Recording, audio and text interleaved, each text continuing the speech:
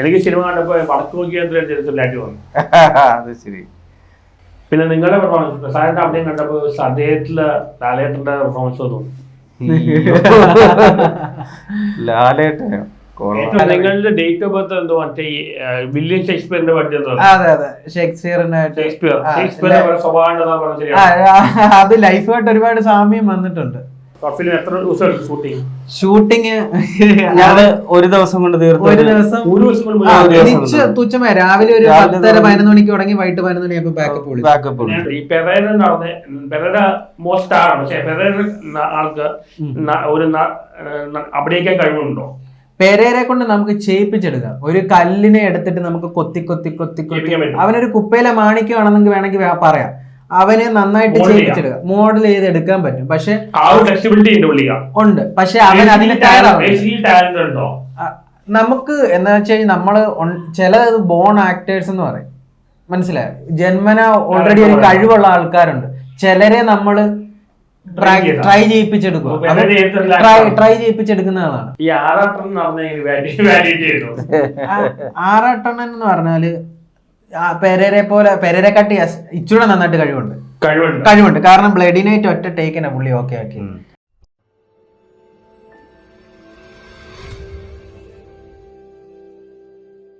ഇത് ആറാട്ടനാണ്. ആറാട്ടന്റെ ആദ്യത്തെ ആങ്കറിംഗ് ആണ്. വിഭാവരി എന്ന ഷോർട്ട് ഫിലിമിന്റെ വിശേഷങ്ങളുമായി പ്രസാദേട്ടനും ഓൾബ്രൈറ്റും മാപ്സ്റ്റിക് പ്രേക്ഷകർക്ക് വേണ്ടി സമർപ്പിക്കുന്നു. ഈ വിഭാവരിന് വേണ്ട അർത്ഥം എന്താണ്? വിഭാവരി എന്ന് പറഞ്ഞാൽ പാതിരാത്രി. ഇപ്പോൾ ഡയറ്റ് നിങ്ങളല്ലേ ഡയറ്റിന്റെ സിനിമകൾ കാണുമ്പോൾ ഒരു ഐവിശി ടച്ച് ഉണ്ടല്ലോ. ഡയറക്ടറാണ് ഏറ്റവും ഇഷ്ടം. മലയാളത്തിലാണോ? മലയാളത്തിൽ എനിക്ക് ഏറ്റവും ഇഷ്ടമുള്ള ഡയറക്ടർ എന്ന് പറയുന്നത് പത്മരാജൻ. ഐവിശി ഇഷ്ടമാണ്. പക്ഷെ ഐവിശി ടച്ചാണ് എല്ലാ ഫിലിമിലും വരുന്നത്. അവരെ നമ്മളെന്ന് വെച്ച് കമ്പയർ ചെയ്യരുത്. നിങ്ങൾ സാധാരണ അറിയപ്പെടുന്ന ആധുനിക കമൽ രീതിയിലുണ്ട്. അത് ആൾക്കാര് കളിയാക്കാനായിരിക്കും. കമലഹാസന് ഭയങ്കര ഇഷ്ടമാണ്. കമലഹാസന് ഭയങ്കര ഇഷ്ടമാണ്. അപ്പൊ മികച്ച നടൻ കമലഹാസനാണ് അത് ഞാൻ തർക്കിക്കുന്നില്ല. കാരണം ചേട്ടന്റെ വലത്തേക്കാണാണ് ഇഷ്ടം, ഇടത്തേക്കാണാണ് ഇഷ്ടം. അതുപോലെയാണ്. അതുപോലെ. പിന്നെ പ്രസാദേട്ടൻ നമ്മളെ മറ്റേ ഈ അമ്പലപ്പുഴയിൽ വെച്ച്. അതെ. ഇപ്പൊ എത്ര പ്രായമുണ്ട് ആക്ച്വലി? എനിക്കിപ്പോ 45 വയസ്സ്. അപ്പൊ ഇനി ഭാവിയിൽ ബനാശ്വരി തിളങ്ങണാവാൻ ചാൻസ് ഉണ്ടല്ലോ. അയ്യോ, തിലകൻ സാറിനെയൊക്കെ വെച്ചിട്ട് നമ്മളെ കമ്പയർ ചെയ്യരുത്. നമുക്ക് സിനിമയിലേക്ക് ഇങ്ങനെ വരാൻ ആഗ്രഹമുള്ള ഒരാളാണ്. ആഗ്രഹമുണ്ട്. അതെ. ഇതിലൊരു പാവത്താണ് റോളാൻ പറ്റില്ല. ഏതാ? കുറച്ച് പാവത്താണ് സൈക്കോ റോളായിട്ട് വെച്ചിട്ടുണ്ട്. അതെ. എനിക്ക് സിനിമ കണ്ടപ്പോ വടക്ക് നോക്കിയായിട്ട് വന്നു. അത് ശരി. പിന്നെ നിങ്ങളുടെ പെർഫോമൻസ് പ്രസാദിന്റെ അഭിനയം കണ്ടപ്പോ അദ്ദേഹത്തില് ലാലേട്ടന്റെ പെർഫോമൻസ് തോന്നുന്നു. ലാലേട്ടനോ ഏറ്റവും ഇഷ്ടമുള്ള ആക്ടർ ആരാണ്? ഏറ്റവും ഇഷ്ടമുള്ളതെന്ന് വെച്ച് കഴിഞ്ഞാല് എല്ലാവരും ഇഷ്ടമാണ്. ഒരുപാട് ആൾക്കാരെ ഇഷ്ടമാണ്. ഒരുപാട് പേര്. 2-3 പേര് പറയാം.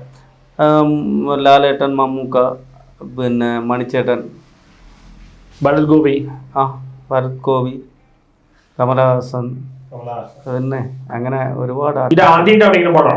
ഞാൻ ഇതിനു മുമ്പ് ഒരു സിനിമയ്ക്കകത്ത് ഒരു ചെറിയ വില്ലൻ വേഷം ചെയ്തായിരുന്നു. നമ്മുടെ കരുമാടി സാറിന്റെ ഒരു പടം. അതിൻ്റെ അകത്ത് ചെറിയൊരു വേഷമാണ്. ഷോർട്ട് ഫിലിം ആദ്യമായിട്ടാ. പിന്നെ ഒരു വെബ് സീരീസ് ചെയ്തിട്ടുണ്ട്, പ്രാക്ക് എന്ന് പറയുന്ന ഒരു വെബ് സീരീസിൻ്റെ അകത്ത്. അത് ഞാനും ബ്രൈറ്റുമായിട്ട് സൗണ്ട് ചെയ്യാൻ പോയതാണ്. ഞാൻ ഓൾറെഡി ഒരു സൗണ്ട് ഡയറക്ഷനാണ് എൻ്റെ ജോലി, സൗണ്ട് എഞ്ചിനീയറാണ്. അപ്പം സൗണ്ട് ചെയ്യാൻ യെസ്. അപ്പോൾ സൗണ്ട് ചെയ്യാനായിട്ട് പോയപ്പോൾ അവിടുത്തെ ഡയറക്ടർ എന്നെ കണ്ടിട്ട് പറഞ്ഞു, ചേട്ടാ ഒരു വേഷമുണ്ട്, ചെയ്യാമെന്ന് ചോദിച്ചു. എന്നോട് പറഞ്ഞ് ചെറിയ വേഷമാണ്. പക്ഷെ അത് ചെയ്തു വന്നു കഴിഞ്ഞപ്പോൾ അതിൻ്റെ അകത്ത് മെയിൻ ഒരു ഞാൻ തന്നെ പഠിച്ച. അതെ. ബ്രൈറ്റ് ഒരു സിനിമ എടുത്ത് അങ്ങനെ ബ്രൈറ്റ് എൻ്റെ അടുക്ക് വന്നു. ഒരു OTT ഫിലിം എടുത്തു. അങ്ങനെ എൻ്റെ അടുത്ത് വന്നിട്ട് അതിന്റെ സ്പെഷ്യൽ എഫക്ട്സ്, റീമ്യൂസിക്, മിക്സിംഗ് ഒക്കെ ചെയ്യാൻ വേണ്ടി വന്നേ. ഡബിങ് എല്ലാം ചെയ്യാൻ വേണ്ടി. ഇല്ലേ? അത് ശരി. 25 വയസ്സുള്ളൂ. 20 വയസ്സ്. നിങ്ങളുടെ ലക്ഷ്യം എന്താ? കമലഹാസനാണ് ലക്ഷ്യം?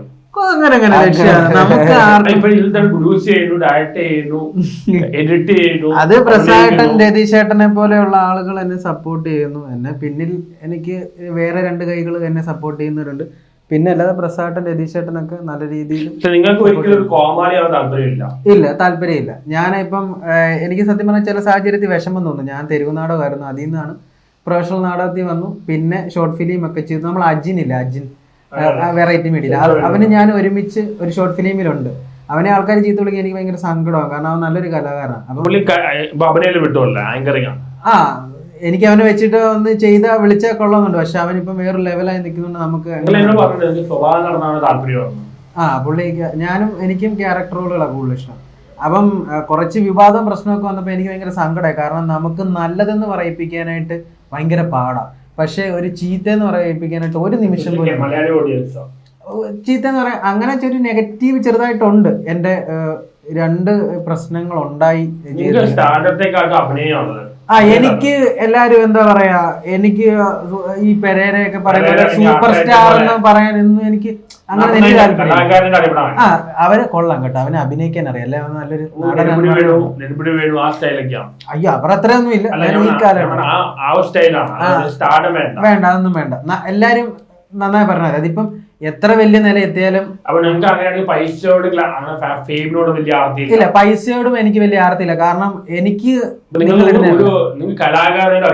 അതെ, അതറിയപ്പെടും. ഇപ്പൊ നമ്മള് ജോലി ചെയ്യുന്നതിന് ഒരു ശമ്പളം ഉണ്ടല്ലോ. പക്ഷെ ഞാൻ നാളെ ഈ ഞാൻ പറയണം, നാളെ എത്ര വലിയൊരു പൊസിഷനിൽ എത്തിയെന്ന് പറഞ്ഞാലും ഞാൻ ആരുടെ അടുത്ത് ഒരു ഡിമാൻഡ് പറയില്ല. അവരെന്താണോ എനിക്കിരുന്നത് അതെ.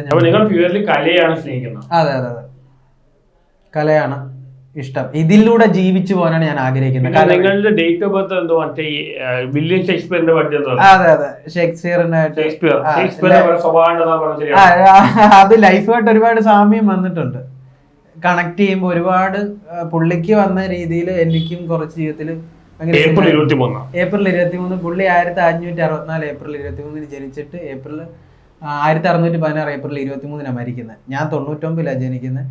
പുള്ളി 5 ഷേക്സ്പിയർമാരിൽ 5-10 പേരായിരുന്നു അവര്. അതിൽ 3-വനായിരുന്നു. ഞാനും 3-വനാണ്. പുള്ളിയുടെ അമ്മയുടെ പേര് മേരി, എന്റെ അച്ഛന്റെ അമ്മയുടെ പേര് മേരി. അങ്ങനെ കുറെ ഇങ്ങനെ സാമ്യമുണ്ട് ജീവിതം. അതെ അതെ. ഇല്ല, മാരേജിനോട് താല്പര്യമൊന്നും ഇല്ല. അങ്ങനെ ഇല്ല, നമുക്ക് അങ്ങനെ എന്താ പറയാ താല്പര്യം ഇല്ല പൊതുവെ. നമുക്ക് കലയല്ല, പ്രണയം ഉണ്ട്. പക്ഷെ ജീവിതം കലയാണ് മെയിൻ തിങ്. ഒരാളെ കല്യാണം കഴിച്ച് എന്താ പറയാ ജീവിക്കുന്നത് ഞാൻ യോജിക്കുന്നില്ല. കാരണം എല്ലാരും എന്റെ വീട്ടിലാണെങ്കിലും പറഞ്ഞു പ്രായമാകുമ്പോ ആരും നോക്കും, മക്കള് വേണ്ട. ഈ പറയുന്ന ആരും നമ്മളെ നോക്കത്തില്ല.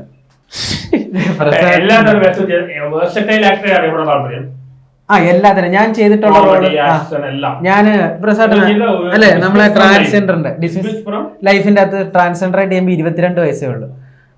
പിന്നെ ഒരു മന്ദബുദ്ധി ചെറുക്കനായിട്ട് അഭിനയിച്ചു 20 വയസ്സിൽ. പിന്നെ അലിയേട്ടന്റെ അകത്തൊരു സൈക്കോ റോൾ ചെയ്തു. പിന്നെ എനിക്ക് ഇനി ഒരു അന്ധനായിട്ട് ചെയ്താൽ കൊള്ളാമെന്നുണ്ട്. അത് പ്രസാദേട്ടനൊക്കെ എനിക്ക് അത് ഭയങ്കര ആഗ്രഹമാണ്.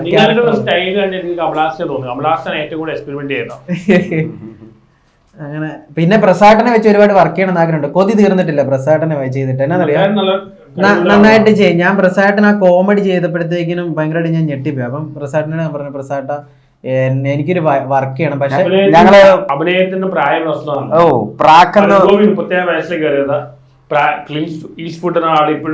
അല്ല, പ്രസാദേട്ടനൊക്കെ പണ്ടേ ഞാൻ എപ്പോഴും പ്രസാദേട്ടനോട് പറയും പണ്ടേ വരേണ്ട ആളാ. കാരണം എറണാകുളത്ത് വന്നിരുന്ന ഇദ്ദേഹത്തിന് നമുക്ക് തൊട്ടാ കിട്ടത്തില്ലായിരുന്നു.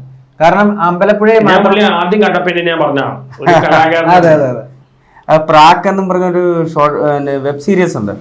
അപ്പോൾ അതിൻ്റെ അകത്ത് നമ്മൾ ത്രൂ ഔട്ട് കോമഡിയാണ് ചെയ്തിരിക്കുന്നത്. ഇതിൻ്റെ അകത്ത് നമ്മൾ വളരെ സീരിയസ് ആയിട്ടുള്ള ഒരു കഥാപാത്രമാണ് ചെയ്തിരിക്കുന്നത്. ഞാൻ പിന്നെ നാടകത്തിലൂടെയാണ് നമ്മുടെ വരവ്. പിന്നെ ഈ ഇല്ല, അത് രണ്ട് രീതിയിലുള്ള വ്യത്യാസമാണ്. ഇല്ല, കാരണം എന്ന് വെച്ച് കഴിഞ്ഞാൽ നമ്മള് ഈ ഒരുപാട് വർക്കുകൾ ഞാൻ ചെയ്തിട്ടുണ്ട്. ഷോർട്ട് ഫിലിം ഒരു 10-30 ഷോർട്ട് ഫിലിം ചെയ്തിട്ടുണ്ട്. ഒരു അതെ ഡയറക്ഷൻ ചെയ്തിട്ടുണ്ട്. അഭിനയിക്കുന്ന ഈ പിന്നെ ഒരു 10-38ഓളം ആൽബം സോങ്ങുകൾ ഞങ്ങൾ ഇങ്ങോട്ട് വന്നപ്പോ ചർച്ച ചെയ്ത് അണ്ണന്റെ അവിടെ ഒരു സ്റ്റുഡിയോ തുടങ്ങാൻ ഞാൻ പറയാം. സിനിമയുടെ സെന്റർ ഇപ്പൊ എറണാകുളമാണ്. അതെ അതെ, എറണാകുളത്തേക്ക് വന്നാൽ കൂടി ചാൻസ് കിട്ടില്ലേ? കിട്ടും. പിന്നെ നമ്മുടെ കോബ്ര രാജേഷും ഞാനുമായിട്ട് കാസർഗോഡ് ചെന്നിട്ട് 125 ആൾക്കാരെ വെച്ച് 3 ദിവസം കൊണ്ട് 1.25 മണിക്കൂറുള്ള ഒരു സിനിമ ചെയ്തു. 3 ദിവസം. അങ്ങനൊന്നും നമ്മൾ അതിന്റെ പുറകെ ഒന്നും പോയിട്ടില്ല. അത് ഒരു വാശിപ്പുറത്ത് ചെയ്ത വളരെ തുച്ഛമായ പൈസക്ക് 125 ആൾക്കാരെ വെച്ചിട്ട് 3 ദിവസം കൊണ്ട് ഒരു സിനിമ ചെയ്തു, ഞാനും കോബ്ര രാജേഷുമായിട്ട്. പിന്നെ ഞാൻ സ്പെഷ്യൽ എഫക്ട്സ്, ക്യാമറ ഒഴിച്ച് എന്തും ചെയ്തിട്ടുണ്ട്. സ്പെഷ്യൽ എഫക്ട്സ്, ആർട്ട്, റീമ്യൂസിക്, മിക്സിങ്, പിന്നെ ക്യാമറ ഒഴിച്ച് എല്ലാം ചെയ്തിട്ടുണ്ട് അല്ലേ? ക്യാമറ മാത്രമേ ഇപ്പൊ അടുത്ത ക്യാമറ ചെയ്യും. എനിക്കും ഭയങ്കര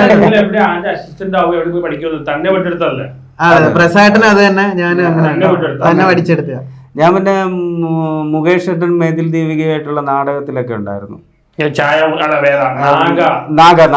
ഗിരീഷ് സ്റ്റോറി നറേഷൻ അവരുടെ കൂടെ ഞാൻ നാടകം കളിച്ചതാണ്. ഈ നാടകത്തിൽ എനിക്ക് നാടകവും ഇഷ്ടമാണ്, സിനിമ രണ്ട് തരത്തിലുള്ള. അതെ അതെ അതെ, നാടകത്തില് നമ്മൾ കുറച്ച് കൂടുതൽ വേണം, സിനിമയിലെന്ന് പറയുമ്പോൾ അതിൻ്റെതായ. പിന്നെ ഭയങ്കര ഇഷ്ടമാണ്, ഭയങ്കര ഇഷ്ടമാണ്. നടനോ? എനിക്ക് നടന്മാര് എല്ലാരെയും ഇഷ്ടമാണ്. പിന്നെ കൂടുതലും ഡയറക്ടേഴ്സിന് ഭരതൻ സാറ്, പത്മനാഭൻ സാറ്, ഭരതൻ സാറിന്റെ ഫ്രെയിമുകളൊക്കെ, ലോഹിദാസ് സാർ എല്ലാം ചെയ്തിട്ടുണ്ട്. അതെ അതെ അതെ അതെ. അഭിനയം എന്ന് വെച്ച് കഴിഞ്ഞാൽ അഭിനയിക്കണം എന്ന് ആഗ്രഹം ഉണ്ടായിരുന്നു, പക്ഷെ ആരും നമ്മളെ വിളിച്ചിട്ടില്ല. ഈ പ്രാക്ക് എന്ന് പറയുന്ന ഒരു പിന്നെ വെബ് സീരീസും അതേപോലെ തന്നെ വേലത്താൻ എന്ന് പറയുന്ന എത്ര വർഷം ഈ കലാരംഗത്ത് വന്നിട്ട് ഇപ്പൊ ഒരു കറക്റ്റ് പറഞ്ഞാൽ ഒരു 16-ാമത്തെ വയസ്സിൽ അഭിനയിക്കണമെന്നുള്ള ആഗ്രഹമായിട്ട് ഈ ഫീൽഡിൽ വന്ന. പക്ഷെ ഓരോ വർക്കുകൾ ചെയ്ത് ഏറ്റവും അവസാനം ഉപജീവനത്തിനായി ഞാൻ സൗണ്ട് എഞ്ചിനീയറായി. അതെ അതെ, ഞാൻ ചെറിയൊരു കാരണം സിനിമയിലൊക്കെ ഒരുപാട് ചാൻസ് ഉണ്ട്. അതെ എന്തായാലും 14 വരെ 29 വർഷം കലാരംഗത്ത് വന്നു. അതെ അതെ അതെ, കലയാണ് എല്ലാം, എല്ലാം കലയാണ്. കല കൊണ്ടും സ്റ്റാർഡം പണമൊന്നുമല്ല, കലയാണ്. ഡയറക്ടർ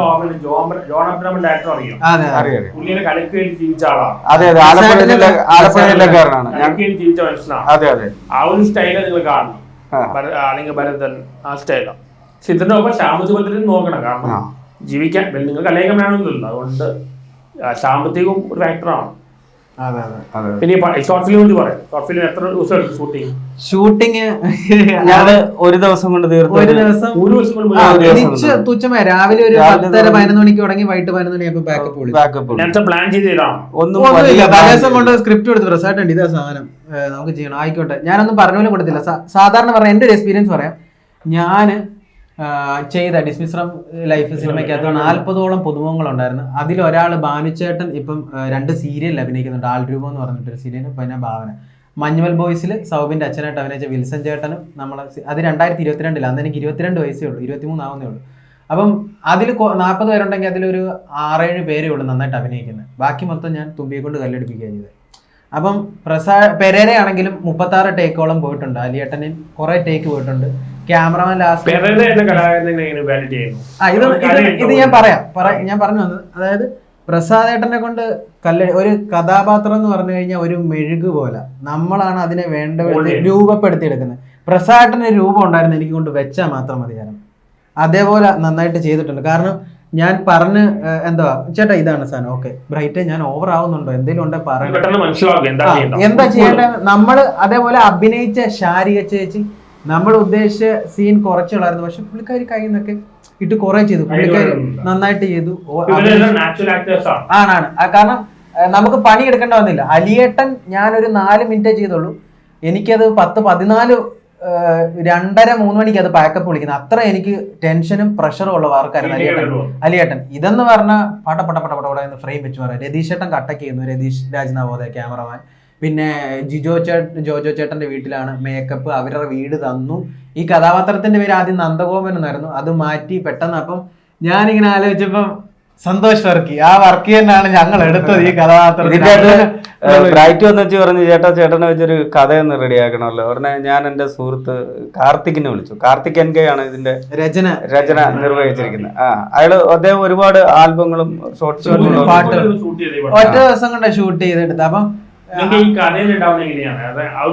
ഇത് കഥ അവര് പറഞ്ഞു. ആദ്യത്തെ സ്ക്രിപ്റ്റ് ഞങ്ങൾ വായിച്ചപ്പം പ്രസാദൻ ഞാനും ഡിസ്കസ് ചെയ്തു. അപ്പം ഒരു കാര്യം ചെയ്യും, നമുക്ക് മാറ്റാം ചേട്ടാ, ഇങ്ങനെ കഥ പറയാൻ ചോദിച്ചു. അപ്പം കാർത്തിക് സാർ ഉടനെ മാറ്റിയെല്ലാം എഴുതി ഗംഭീരാക്കി സംഭവം കൊണ്ടുതന്നു. പ്രസാദന് തലേദിവസം കൊണ്ട്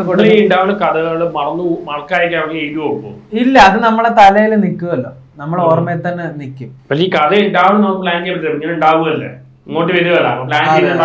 അതെ, നമ്മൾ എഴുതുമ്പോ ഒരുപാട് വേറൊരു എന്തെങ്കിലും ആയിട്ട് സാമ്യം ഉണ്ടോ, നല്ല ഭാവനയുള്ള ആൾക്കാരാണ് ഈ പത്മരാജൻ ഭരതൻ, ആ സ്റ്റൈലാണ്. നമുക്ക് അനുഭവങ്ങളാണല്ലോ കൂടുതൽ. പിന്നെ നിങ്ങളുടെ അഭിനയത്തിൽ ഒരു കലാരൂപത്തിന് ഒരു സന്ദേശം ആവശ്യമുണ്ടാണ്, എന്റർടൈൻമെന്റ് മാത്രം മതിയോ? സന്ദേശം ആവാം. എനിക്കൊരു അവാർഡ് മൂവി സന്ദേശം ഉണ്ട് മിക്ക സിനിമയിലും. നിർബന്ധമില്ല, ഉണ്ടാവണം നിർബന്ധം ഇല്ല. സത്യത്തിൽ ഇപ്പം ബിസിനസ് ആണ്. ഇപ്പം ആർക്കും എന്താ പറയാ, അഭിനയഭാവങ്ങളോ അല്ലെങ്കിൽ അഭിനയ മുഹൂർത്തങ്ങളോ കാണാൻ ആർക്കും വലിയ താല്പര്യമില്ല. ചാപ്പാക്കുത്ത് എന്ന് പറഞ്ഞൊരു സിനിമ 52ഓളം ഏത് തരം ചെയ്യും. ഞാൻ ഏത് കഥാപാത്രം ചെയ്യാൻ സ്മോക്കിംഗ് ഒഴിച്ച് ബാക്കി എന്തും ചെയ്യാൻ. ഞാന് ഷോർട്ട് ഫിലിം, രണ്ടാമത്തെ ഷോർട്ട് ഫിലിമാണ് ഡയറക്ഷൻ ചെയ്യുന്നത്. പിന്നെ ഒരെണ്ണം പറഞ്ഞ വെബ് സീരീസ് ആണ്, അലിയേട്ടന്റെ വേണാൻസി വെബ് സീരീസ് ആയിരുന്നു. പിന്നെ ഡിസ്മിസ് ഫ്രം ലൈഫ് 4ാമത്തെ സംവിധാനമാണ്. പിന്നെ ഉള്ളതെന്ന് വെച്ചാൽ അതെ, പ്രസാദൻ ആദ്യമായിട്ട് ഞാൻ ആദ്യമായിട്ടാണ് അത് പിന്നെ ചേട്ടൻ തന്നെ ചെയ്യുന്നുള്ളത് കൊണ്ട് നമുക്ക് വളരെ ഞാൻ നിർബന്ധിച്ച് വരാൻ മടിയായിരുന്നു. ഞാൻ പറഞ്ഞു വരണം, അറിയണം. ഒന്നാമത്തെ കാര്യം അങ്ങനൊന്നുമില്ല. പക്ഷെ ആളുകൾ അറിയണമെന്ന് ഞാൻ പറഞ്ഞു. കാരണം 3 ദിവസം നമ്മളെ അതല്ലേ പറഞ്ഞ, എന്നെക്കാട്ടി ഒരുപാട് വർക്ക് ചെയ്യുന്ന മനുഷ്യനാണ് പുള്ളി. എന്നിട്ടും ആരോടും വലിയ ഇതൊന്നും ഒന്നുമില്ല, ആള് ഡീസന്റ് ആണ്. പക്ഷെ എല്ലാം അറിയാം, സിനിമയെ കുറിച്ച് നന്നായിട്ട് അറിയാവുന്ന മനുഷ്യനാണ്. പിന്നെ വേറെ കേസോട് ഞാൻ പറഞ്ഞു, നമുക്ക് കിട്ടിയതാ. അസിസ്റ്റന്റ് ആയിട്ടൊന്നും നമ്മൾ ആരും പോയിട്ടില്ല. പക്ഷെ പ്രസാദന്റെ കൂടെ ഞാൻ 5 വർക്കോളം ഇരുന്നത് സൗണ്ട് ചെയ്യാനായിട്ട്. എന്തോ കഷ്ടപ്പാടാന്ന് അറിയാം. പ്രസാദന്റെ ക്വാളിറ്റി എന്ന് പറഞ്ഞാൽ അദ്ദേഹത്തിന്റെ ഒരു എളിമയാണ് ഏറ്റവും വലിയ ക്വാളിറ്റി. കാരണം ഞാൻ ഇന്നതാണെന്നുള്ള പൊങ്ങച്ചൊന്നുമില്ല. ഞാൻ ഒരു കേസ് പറഞ്ഞില്ല, എന്റെ സെറ്റ് വന്നിട്ട് പുള്ളി ഇത്രയും വർക്ക് ചെയ്ത മനുഷ്യനാണ്, ഒരു അക്ഷരം വേണ്ടിയില്ല. ഞാൻ അഭിനയിക്കാനാണ് ബ്രൈറ്റ് വന്നത്, ഞാൻ അഭിനയിച്ചിട്ട് പോവാം. ഞങ്ങൾ സൗണ്ട് ചെയ്യാൻ ചെന്നാലും ഞങ്ങൾ ആരും അതെ ഈഗോ ഇല്ല. നല്ല കലാകാരന്മാരധികം രക്ഷപ്പെടത്തുമില്ല. ഇദ്ദേഹം നല്ലൊരു സത്യസന്ധമായ കലാകാരനാണ്. അതുകൊണ്ടാണ് ഈ ഇതുവരെയും വലിയൊരു പൊസിഷനിൽ എത്താതെ. ചതിയും വക്രതയൊക്കെ ഉണ്ടായിരുന്നെങ്കിൽ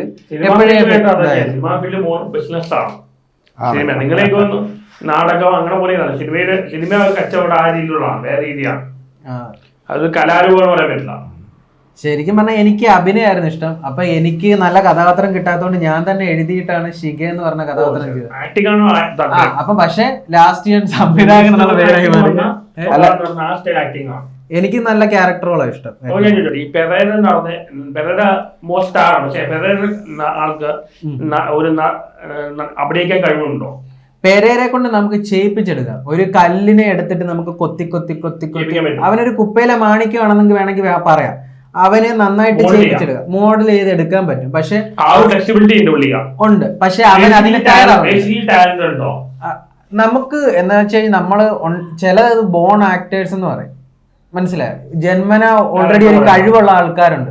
ചിലരെ നമ്മള് ട്രൈ ചെയ്യിപ്പിച്ചെടുക്കുന്നതാണ്. പുള്ളിയെ ട്രെയിൻ ചെയ്യിപ്പിച്ചെടുക്കാനേ പറ്റത്തുള്ളൂ. കാരണം എന്താണെന്ന് വെച്ച് കഴിഞ്ഞാൽ പുള്ളി അതിന് തയ്യാറാവുന്നില്ല, ശരീരം നോക്കുന്നില്ല. പുള്ളിക്ക് അങ്ങനെ സ്റ്റാർഡം ആ രീതിയാ. പക്ഷെ അഹങ്കാരം പാടില്ല, ഈഗോ, ഇതൊക്കെ ഓപ്പോസിറ്റ് ആണ്. ഈഗോ എന്ന് പറയുന്ന സംഭവം ഇതൊക്കെ പാടില്ല, പാടില്ല. നമ്മള് എന്താ പറയാ, ഈ സരസ്വതി ദേവി ഇരിക്കുന്നത് അല്ലേ, ഈ താമരയല്ലേ, അതെ അതെ അത് ആ ഇതിൽ ഇരിക്കാൻ കാരണം അത്ര പ്രസാദേട്ടനാണ് നിങ്ങൾ പൈസ ഒന്നും പൈസ ഫെയിമൊന്നല്ല, ആ ചെയ്യുന്ന അത് എൻജോയ് ചെയ്യും. അതെ അതെ, ഞാൻ വേറൊന്നുമല്ല, നമ്മളെ കൊണ്ട് കഴിയാവുന്ന നമ്മള് ഈയിടെ ഒരു ആൽബം സംവിധാനം ചെയ്തു കേട്ടോ, വലുതായിട്ടൊന്നും ആൽബം ഈയിടെ സംവിധാനം ചെയ്തു, അത് പറഞ്ഞില്ലല്ലോ ആൽബം. പിന്നെ ഒരു ഒരു OTT movie, festival OTT movie ഞായറാഴ്ച ഓഡിഷനാ, അത് ചെയ്യാൻ യഥാർത്ഥ കലാകാരന്മാരുടെ സിനിമയ്ക്ക് പുറത്താണ്.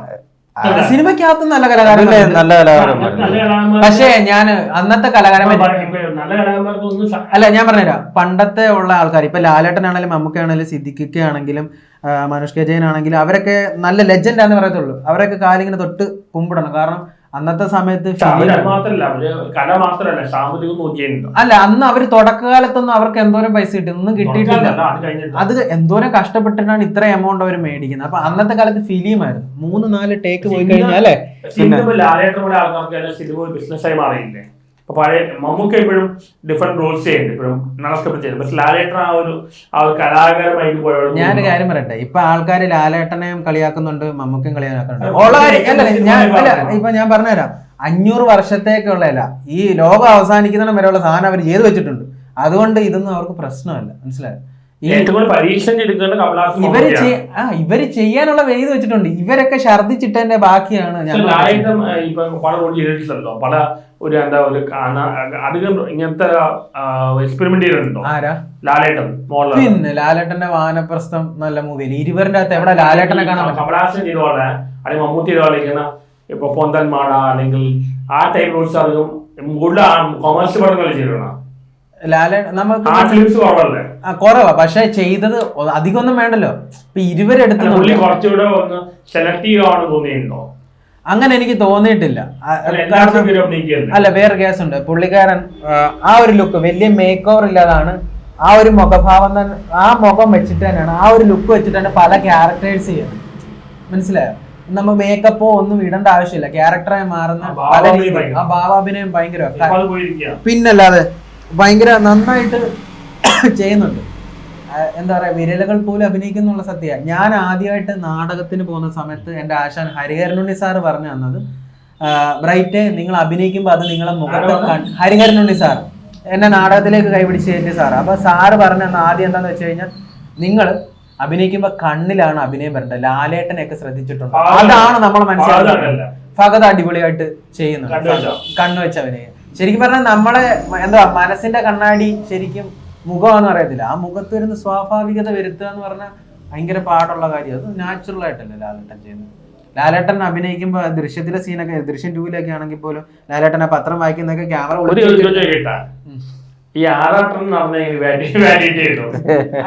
ആറാട്ടണ്ണൻ എന്ന് പറഞ്ഞാല് പെരേരെ കട്ടി ഇച്ചൂടെ നന്നായിട്ട് കഴിവുണ്ട്. കാരണം ബ്ലഡി നൈറ്റ് ഒറ്റ ടേക്കിനെ പുള്ളി ഓക്കെ ആക്കി. 32 ടേക്ക് പോയായിരുന്നു ബ്ലഡി നൈറ്റിൽ. വിനീതേട്ടൻ ലാസ്റ്റ്, വിനീതേട്ടൻ ആയതുകൊണ്ട് ഒരുപാട് ടേക്ക് പോയി. അതിന്റെ ആ ബ്ലൂപ്പേഴ്സ് വന്നു കഴിഞ്ഞാൽ അറിയാൻ പറ്റും. പെരേര കുറ്റം പറഞ്ഞല്ല, പക്ഷെ ആളുകൾ മാറണമല്ലോ, അവൻ മാറാൻ ശ്രമിക്കുന്നില്ല. ചേട്ടൻ നന്നായിട്ട് അന്ന് വന്ന് ചെയ്തിട്ട് 1 ടേക്ക് 2 ടേക്കിന് പോയി. പിന്നെ ചേട്ടനെ ഏറ്റവും കൂടുതൽ റെസ്പെക്ട് ചെയ്യുന്ന ചേട്ടന്റെ എഡ്യൂക്കേഷനും ചേട്ടന്റെ നടൻ നന്നായിട്ട് ചെയ്യാൻ പറ്റും. നന്നായിട്ട് ചേട്ടന് നല്ലൊരു സയന്റിസ്റ്റിന്റെ റോൾ ചെയ്യാം, അഡ്വക്കേറ്റിന്റെ ചെയ്യാം, ഡോക്ടറിന്റെ ചെയ്യാം, ഒരുപാട് റോളുകൾ ചേട്ടനെ വെച്ച് ചെയ്യാൻ പറ്റും. പക്ഷെ ആരും അത് പരിശ്രമിക്കാത്തതുണ്ടോ? നല്ല അവസരങ്ങൾ കിട്ടുകയും ചേട്ടന് ചെയ്യാൻ പറ്റും. മനസ്സിലായോ?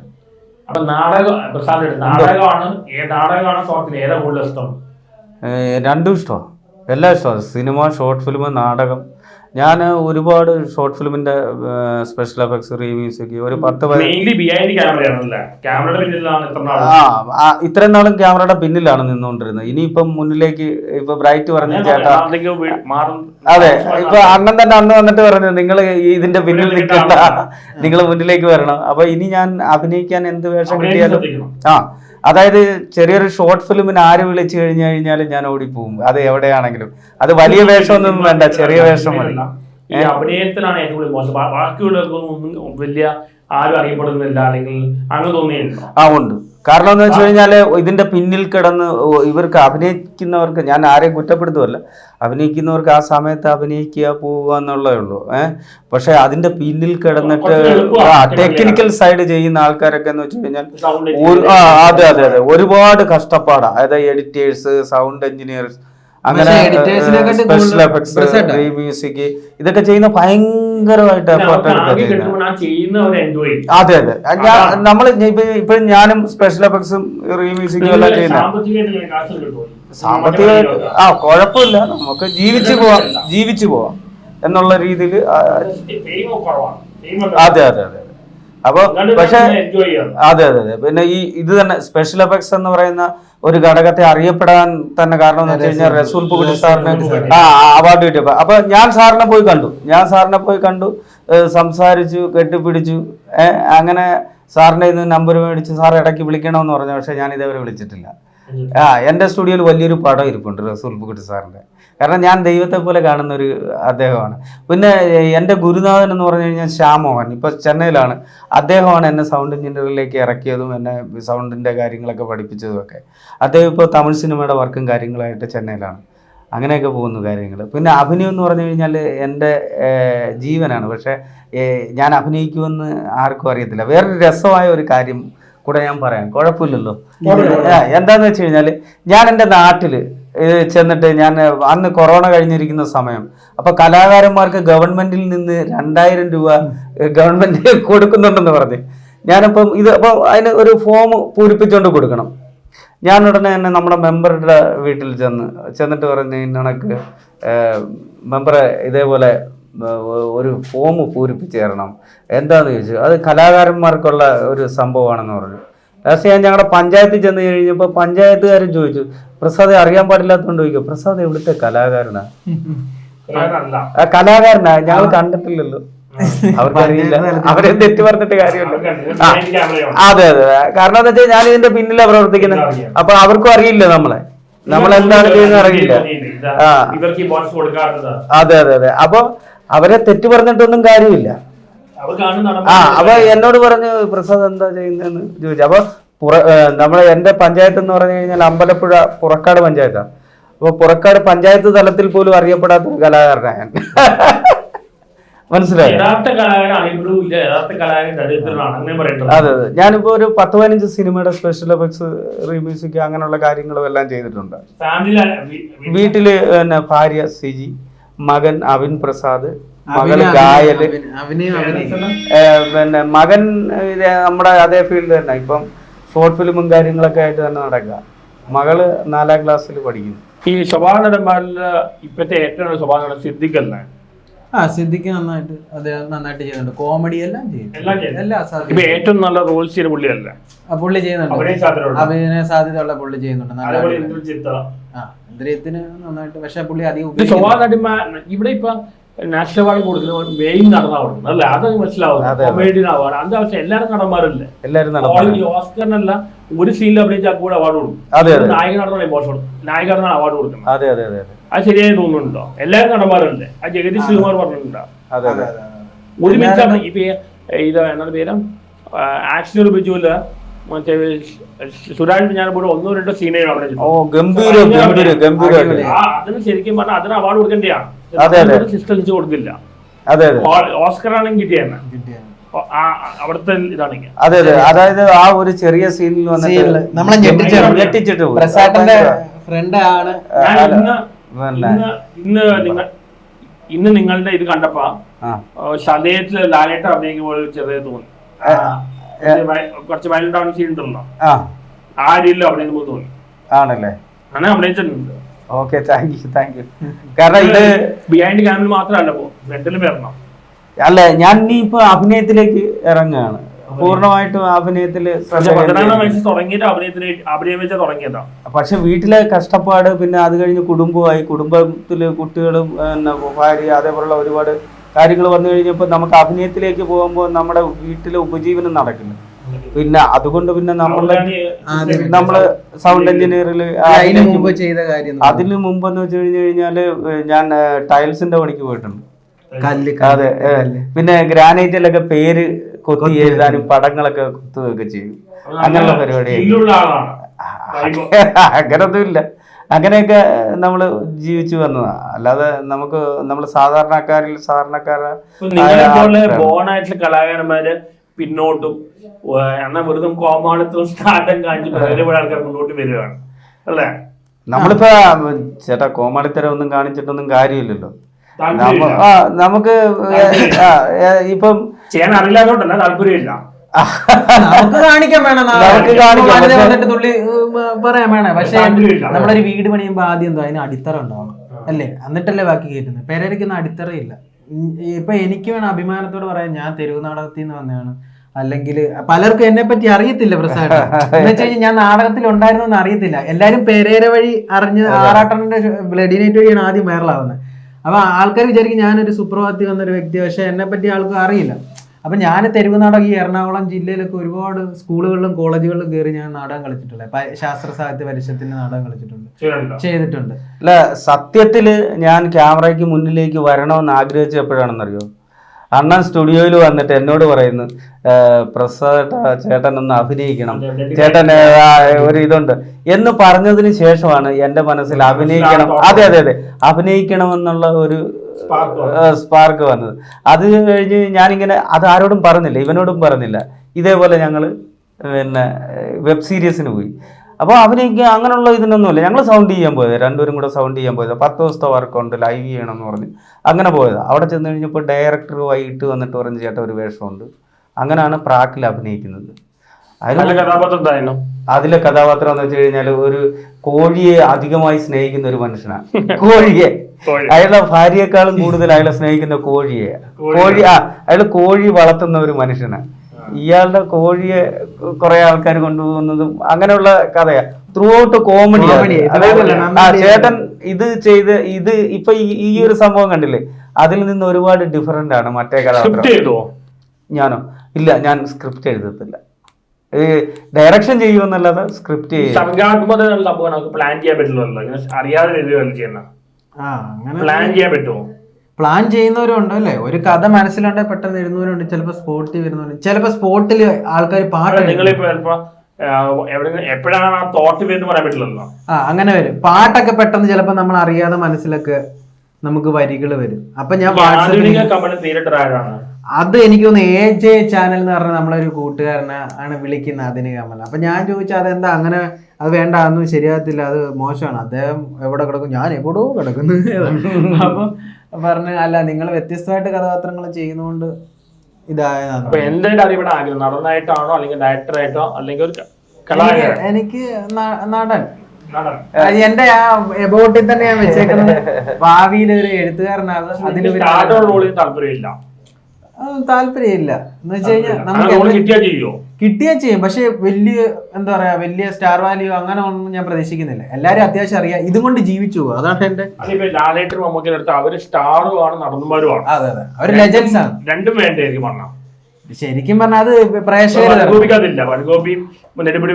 നടന്മാര് മാത്രമാണ്. അതെ, ബിസിനസ്സിനാണ് നമുക്ക് സ്റ്റാർഡം, പ്രശസ്തി പണമൊന്നും ബിസിനസ്സിനാണ് നമുക്ക് ശരിക്കും സ്റ്റാർഡം വേണ്ടത്. മറ്റൊരാൾക്ക് ഇപ്പം വിജയ് വെച്ചിട്ട് ഒരു പടം ചെയ്യുകയാണെങ്കിൽ അത് ഭയങ്കരമായിട്ട് ബിസിനസ് ആവും, മനസ്സിലായോ? പുള്ളി നന്നായിട്ട് അഭിനയിക്കും, നന്നായിട്ട് ചെയ്യും. പുള്ളി അദ്ദേഹത്തിന്റെ പഴയ പടമൊക്കെ അടിപൊളിയല്ലേ. അപ്പം സിദ്ദിഖ് പറഞ്ഞു ഇവിടെ മമ്മൂട്ടിയും പോലെ നടന്നുമാണ്, താരമാണ്. പക്ഷെ വിജയ് അവരുടെ താരം മാത്രമേ മാറുക. താരം ഉള്ള ആള് ചിലപ്പം സിനിമ ഒരു കലാരൂപമായിട്ട് തോന്നുന്നുണ്ടോ നിങ്ങൾക്ക്, അല്ലെങ്കിൽ ബിസിനസ്സേക്കാ തോന്നുന്നു? അല്ല, സിനിമ ഒരു കലാരൂപമാണ്. ബിസിനസ്സുമാണ് എല്ലാം. ബിസിനസ് ഇല്ലെങ്കിൽ സിനിമ എന്ന് പറയുന്നത് ഒരു കലാരൂപം നിലനിൽക്കില്ല. ഇപ്പൊ എന്തെടുത്താലും അതിന്റെ അകത്ത് നമുക്ക് പ്രായോഗികമായി ചിന്തിച്ചുകൊണ്ടല്ലേ ഈ ബ്ലഡി നൈറ്റിൽ എന്നെ ചേർത്ത? അത് ശരിക്കും പറഞ്ഞ ഞാൻ വിനീതേട്ടനോട് പറഞ്ഞു, വിനീതേട്ട നമുക്ക് ഈ ഡിസ്റ്റൻസ് ഫ്രം ലൈഫ് ഇറങ്ങിയിരിക്കുന്നു, വിനീതേട്ടൻ വേറെ വർക്ക് പ്ലാൻ ചെയ്യുന്നു. അപ്പം പെരേര എന്റെ ഫ്രണ്ട് ആണല്ലോ. ഞാൻ പറഞ്ഞു ചേട്ടാ പെരേര ആറാട്ടെണ്ണ എനിക്ക് അറിയാം, നമുക്ക് കമ്പനി ഉണ്ട്, എന്നാ പെരേരെ വിളിക്കാൻ പറഞ്ഞു. പെരേരെ വിളിച്ചിട്ട് അണ്ണന്റെ റോളൊന്നും പ്ലാൻ ചെയ്തില്ല. ഒരു സുപ്രഭാതത്തിൽ പറഞ്ഞു നമുക്ക് അണ്ണൻ വിളിച്ചാൽ വരുമെന്ന് എന്നോട് ചോദിച്ചു. അണ്ണന് പൈസ ഒക്കെ കൊടുക്കണം. ഞാൻ പറഞ്ഞു ഞാൻ വിളിച്ച അണ്ണൻ വരും, ഒരു പോലും മേടിക്കത്തില്ല എന്ന് പറഞ്ഞു. അപ്പൊ ശരിയെന്ന് പറഞ്ഞു, വന്നു. പുള്ളി ഒരു ഭയങ്കര തന്ത്രം പ്രയോഗിച്ചു. എന്നോട് പറഞ്ഞത് ഇതാണ് സാധനം സീൻ. ഞാൻ ഞെട്ടിപ്പോയി. അത് ഭയങ്കരമായിട്ട് വൈറലായി. ആ പോസ്റ്റർ തന്നെ ഡോക്ടർ പ്രോമ് സ്റ്റോറി ഇട്ടായിരുന്നു. ആ പോസ്റ്റർ തന്നെ ഭയങ്കരമായിട്ട് വൈറലായിരുന്നു. ആക്ട്രസ് ആയിട്ടുള്ള. അതെ അതെ, അത് ഭയങ്കര രസമായിരുന്നു. പക്ഷെ എനിക്ക് മനസ്സിലാകാത്ത അത് ഒരു ഇന്റിമേറ്റ് സീൻ ചെയ്യുന്നത് അത് കഥാപാത്രമല്ലേ, അത് കഥാപാത്രമാ ഞാൻ ആ രീതിയിലാ ചെയ്തതാ. ചെയ്തത്. പക്ഷെ എന്നോട് പറയാൻ നിങ്ങൾ പക്ഷെ ചേട്ടനെ പോലെ ചെയ്ത ഒരു കഥാപാത്രം പലർ ഇടയ്ക്കും ഉണ്ട്. പലരെ റൂമിലേക്ക് വിളിക്കുന്നു, അങ്ങനെയൊക്കെ ആൾക്കാരുണ്ട്. അല്ല, ഞാൻ പറഞ്ഞ അത് ചെയ്തപ്പോ ഞാൻ ഒരുപാട് വിമർശനം നേരിട്ടു. എന്തിനാണ് ഇങ്ങനെ, പക്ഷെ അത് കഥാപാത്രമല്ലേ. സിനിമകളിലെ നടന്മാര് ന്യൂഡായിട്ട് കൂടെ അഭിനയിച്ചിട്ടുണ്ട്. അതെ അതെ അതെ, അത് കഥാപാത്രമല്ലേ. അത് കഥാപാത്രമാണ്. ഇതും കഥാപാത്രം. ഇത് മോശമായിട്ടൊന്നും ഇല്ല. കേരളത്തിലെ ആൾക്കാർക്ക് ഒരു കലാപരമായ വിദ്യാഭ്യാസം അല്ലെങ്കിൽ സിനിമാ വിദ്യാഭ്യാസം ഉണ്ടെന്ന് തോന്നുന്നുണ്ടോ? കേട്ടില്ല. കേരളത്തിലെ ആൾക്കാർക്ക് ഒരു സിനിമാ വിദ്യാഭ്യാസം അല്ലെങ്കിൽ കലാവിദ്യ ഒരു അതിനെ കുറിച്ച് ആ ഒരു കോൺസെപ്റ്റ് ഞാൻ മനസ്സിലാക്കിയെടുത്തോളം ആസ്വാദനത്തിന് വിദ്യാഭ്യാസം വേണമെന്നില്ല. അല്ല, ഞാൻ അങ്ങനത്തെ ഒരു വിദ്യാഭ്യാസം അല്ല, അങ്ങനത്തെ ഒരു ബോധമുണ്ടോ ഇവിടുത്തെ ആൾക്കാർക്ക്? നല്ല ബോധമുണ്ട്. പക്ഷെ സിനിമയിൽ ലോജിക്ക് നോക്കേണ്ട ആവശ്യം എന്താണ്? സിനിമയിൽ ലോജിക്ക് ആരും അത്രയ്ക്ക് നോക്കത്തില്ല, ആരും നോക്കൂല. ഇപ്പൊ ജോൺ പോൾ സ്ക്രിപ്റ്റ് റൈറ്റേഴ്സിൽ എന്നോട് പറഞ്ഞിട്ടുണ്ട് വാനപ്രസ്ഥം സിനിമയിൽ ലോജിക്ക് ഇല്ല. ജോൺ പോൾ സ്ക്രിപ്റ്റ് റൈറ്റർ മരിച്ചു വേണം. അപ്പൊ എനിക്ക് മനസ്സിലായില്ല, സിനിമ ഒരു കലാരൂപമാണ്, അതിന് യുക്തി നോക്കേണ്ട ആവശ്യമുണ്ടോ? ഇല്ല, അങ്ങനെ നോക്കുന്ന ആളുകളും ഉണ്ട്. ഇപ്പം ദൈവത്തെ വിശ്വസിക്കുന്നവരുണ്ട്, ദൈവത്തെ വിശ്വസിക്കാത്തവരുണ്ട്. അതേപോലെ ഒരു വ്യക്തി അനുസരിച്ച് മാറും. പക്ഷെ വേറെ കേസ് എന്ന് പറഞ്ഞാൽ മലയാളിയെ പോലെ ഒരു പ്രേക്ഷകരെ എങ്ങും കിട്ടൂല. കാരണം എന്താന്ന് വെച്ച് കഴിഞ്ഞാല് കൃത്യമായിട്ട് പറയും, നല്ലത് ചെയ്താൽ നല്ലത് ചെയ്താൽ നന്നാന്ന് തന്നെ പറയും. ഇപ്പം ഞാനിപ്പം വേറെ കേസുണ്ട്, ഞാൻ എന്ത് ചെയ്താലും ഉള്ള കാര്യം തുറന്നു പറയുന്ന പ്രസാദനെ ഉണ്ട്. എന്നെ ചീത്ത വിളിക്കും, നല്ല രീതിയിൽ ചീത്ത പറയും. എന്നോട് പറയും നീ നാളെ ഒരു കാരണം എന്തുകൊണ്ടെന്ന് അറിയാം, നമ്മളോട് സ്നേഹമുണ്ട്, ആത്മാർത്ഥത ഉള്ളതുകൊണ്ട് പറയാം, എടാ ബ്രൈറ്റെ പോരാ കേട്ടോ, ആ വർക്ക് അങ്ങനെയുള്ള ആൾക്കാരുണ്ട്. അത് മനസ്സിലാക്കാൻ പറ്റും. പ്രസാദനെ സംബന്ധിച്ച് പ്രസാദൻ പിന്നെ